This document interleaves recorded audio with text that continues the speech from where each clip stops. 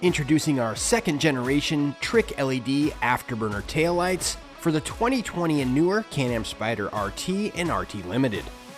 These taillights feature custom-made PCB boards that have been specifically designed to enhance the look of your Spyder RT by filling in the plastic inlays just below the taillights on both the right and left side of the bike.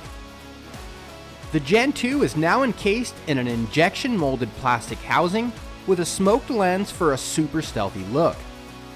Each light is backed with 3M VHB backing tape, and the plug-and-play wiring harness now comes out of the back of the product instead of the bottom for a much cleaner install. The taillights feature super bright red running lights, brake lights, and amber sequential turn signals that not only look cool, but add safety by enhancing your likeliness of being seen while out on the open road. If lighting up the rear end of your Can-Am Spyder RT with a set of our new and improved Afterburners is on your mod list, then head on over to slingmods.com today or click the link in the description below to grab a set for your bike, and feel free to like and subscribe to see more content like this. I'm Keith signing out. Until next time.